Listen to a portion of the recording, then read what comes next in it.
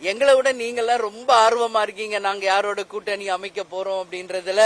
அந்த வகையில பத்திரிகை நண்பர்களாகிய உங்களை நான் அழைத்து உரிய நேரத்தில் அதிகாரப்பூர்வமாக அறிவிப்பேன். அதனால இன்னைக்கு நானே சேனல்ல பார்த்தேன், அவர் வந்திருக்காரு எங்களோட பேசுறாரு, நீங்க தான் போடுறீங்க. எங்களுக்கே இன்னும் தகவல் வரல.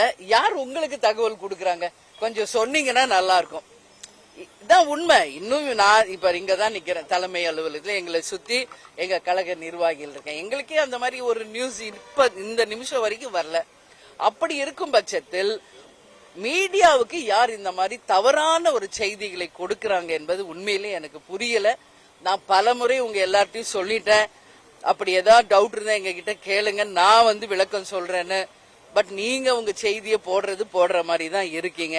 நீங்க போட்ட செய்தியில் 1% கூட உண்மை இல்லை. இந்த நிமிஷம் வரைக்கும் யாரும் எங்களை அணுகவும் இல்லை, எங்களுடன் தொலைபேசியிலும் தொடர்பு கொள்ளல. ஏன்னா அவர் எதற்கு இங்க வந்திருக்காரு என்பது கூட எங்களுக்கு தெரியாது. இதான் உண்மை.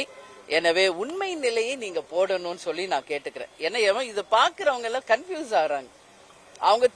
நான் தெளிவா சொல்றேன், நான் கூப்பிட்டு உங்களை அதிகாரப்பூர்வமா அறிவிக்கிறேன் நான் சொல்றேன். ஆனாலும் நீங்க டெய்லி ஏதோ ஒரு நியூஸ் உங்க டிஆர்பிக்காக நீங்க போட்டு கன்ஃபியூஸ் பண்ணாதீங்க யாரையும். அப்படி ஒரு டிசிஷன் நாங்க எடுத்தா நான் ஃபர்ஸ்ட் கூப்பிட போறது உங்களை தான், இப்பவும் சொல்றேன். அதனால தவறான செய்திகளை போட வேண்டாம் என்று நான் கேட்டுக்கொள்கிறேன். என்டிஏ சம்பந்தமா யாரும் நம்ம கிட்ட பேசல, என்டிஏ கூட நம்ம போகல, இல்ல வேற ஏதாவது கூட்டணி கூட போகிறோமா, யார் கூட கூட்டணின்ற முடிவு எடுத்திருக்கோம்? இல்ல, அதுதான் இன்னும் நாங்க டிசிஷன் எடுக்கல. நீங்க கேக்குறீங்க என்டிஏன்னு. அவர் வந்திருக்காரு, 23ஆம் தேதி பிரதமர் வருகிறார் என்பதை தொலைக்காட்சியில தான் நான் பார்த்தேன். அவங்க பொதுக்கூட்டத்துக்கு வர்றாங்களா, அவங்க கட்சி சார்பான கூட்டமா, அவங்க கூட்டணி சார்பான கூட்டமான்னு கூட இன்னும் யாருக்கும் அது தெரியல. அதனால உங்களை மாதிரிதான் நானும் எதுவும் தெரியாது.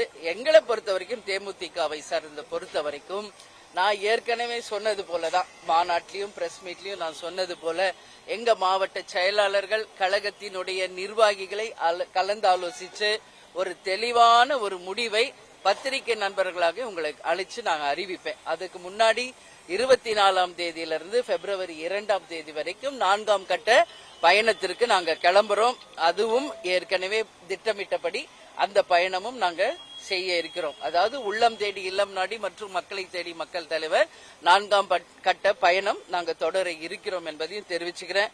அதனால யாருடனாவது கூட்டணி முடிவானால் உறுதியாக உங்களை அழைச்சு நாங்க சொல்கிறோம் என்பதை தெரிவிச்சுக்கிறேன்.